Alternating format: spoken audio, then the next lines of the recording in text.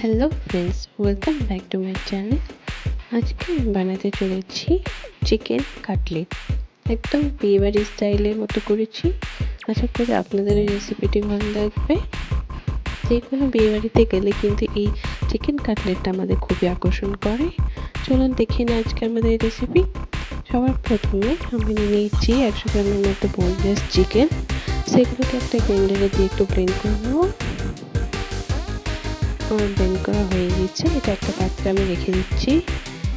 এরপর আমি এর মধ্যে দিয়ে দিচ্ছি কিছু পেঁয়াজ কুচি। এখানে আমি একটা মিডিয়াম সাইজের পেঁয়াজকে কুচি করে নিয়েছি। আর দিয়ে দিচ্ছি দুটো লঙ্কা কুচি, আর দিচ্ছি কিছুটা ধনেপাতা কুচি, আর দিচ্ছি 1 টিস্পুনের মতো আদা রসুনের পেস্ট, আর দিচ্ছি একটু গাজর কুচি, আর এর মধ্যে আমি দিচ্ছি একটা অর্ধেক কাঁচা লেবুর রস, আর এর মধ্যে দিচ্ছি হাফ টিস্পুনের মতো রেড চিলি পাউডার, হাফ টিস্পুনের মতো ধনে জিরে পাউডার, আর দিচ্ছি হাফ টিস্পুনের মতো লবণ, আর দিচ্ছি 2 টেবিল স্পুনের মতো বেসন। এক্ষেত্রে বেসনের পরিবর্তে চাইলে আপনারা ছাতুটাও ইউজ করতে পারেন। এই বেসনটা দিলে কিন্তু একটা চিট ভালো নেবে, ভাজার সময় ছেড়ে যাবে না। এখন আমার এটা খুব ভালোভাবে মাখানো হয়ে গিয়েছে। এবার আমি এগুলোকে ছোটো ছোটো টুকরো করে এইভাবে শেপটা দেব। 2 হাতে করে এটাকে শেপ দিতে হবে। এদিকে আমি নিয়েছি একটা ডিম, আর এখানে ব্রেড ক্রাম্বস, আর এখানে আমার ম্যারিনেট করা চিকেনটা আছে। এইভাবে আমি একটা টুকরো গোল করে নিচ্ছি। এইভাবে একটু শেপটা করে নেব।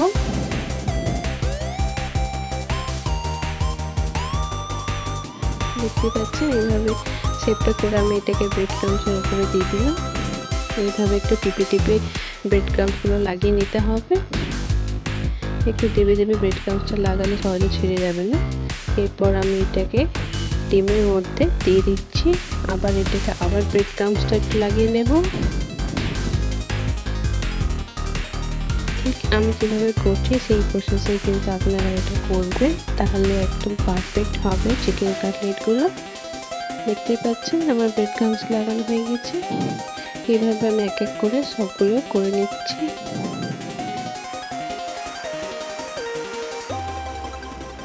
এইভাবে সাইডগুলোকেও একটু ব্রেড ক্রাম্বসগুলো লাগিয়ে নিতে হবে।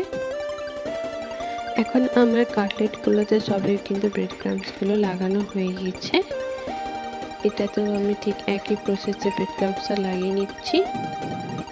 এখন আমার কিন্তু সব কাটলেটগুলো পুরোপুরি রেডি হয়ে গেছে। এগুলোকে আমি আর একটু ভালোভাবে শেপটা দেব। এর জন্য আমি একটা পাত্রের উপরে এটাকে রেখে একটা ছুরির সাহায্যে সাইডগুলোকে একটু চেপে চেপে নিচ্ছি, এবং এটাকে আপনারা চাইলে চারকোনা সাইজেরও করতে পারেন, অথবা গোল ডিম্বাকৃতিও করতে পারেন। ঠিক যেরকম আপনাদের পছন্দ সেই সাইজেরই আপনি এটাকে শেপ দিয়ে দেবেন। এইভাবে একটা ছুরির সাহায্যে করলে কিন্তু শেপটা পুরো পারফেক্ট হবে। দেখতেই পাচ্ছেন আমি যেভাবে করছি সেইভাবেই আপনারা এটা ট্রাই করবেন। এইভাবে কিন্তু আমার কাটলেটটা পুরো শেপ দেওয়া হয়ে গেছে। এটা আমি দেখতে পাচ্ছেন আয়তাকার শেপ দিয়েছি। এইভাবে কিন্তু অনেক রকম শেপে কাটলেটগুলো করা যায়। আপনারা যেটা ইচ্ছা সেটা করবেন। আমার এখন কাটলেটগুলো সব রেডি হয়ে গেছে। আমি এবার অন্যদিকে একটা পাত্র গরম করে নিয়েছি। তাতে আমি দিয়ে দিচ্ছি কিছুটা রিফাইন অয়েল, এবং এর মধ্যে আমি কাটলেটগুলো এক এক করে ছেঁকে নেব।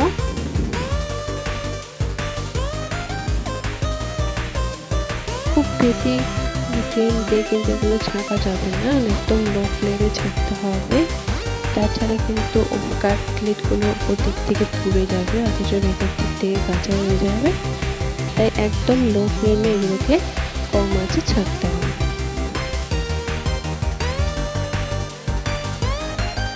5 মিনিট এইভাবে লো ফ্লেমে রেখে এপিট ওপিট করে উল্টে আমি সব কাটলেটগুলোকে ছেঁকে নিচ্ছি। দেখতেই পাচ্ছেন এই কাটলেটগুলোর ওপর দিকটা যখন ব্রাউন কালার হয়ে আসবে ঠিক তখন বুঝতে হবে কাটলেটগুলো পুরোপুরি রেডি। আমার এই কাটলেটগুলো এখন প্রায় হয়ে এসেছে। দেখতেই পাচ্ছেন এগুলোর কালারটা কিন্তু চেঞ্জ হয়ে ব্রাউন কালার হয়ে গেছে। আমি এবার এগুলোকে একটা পাত্রে সার্ভ করে দিচ্ছি।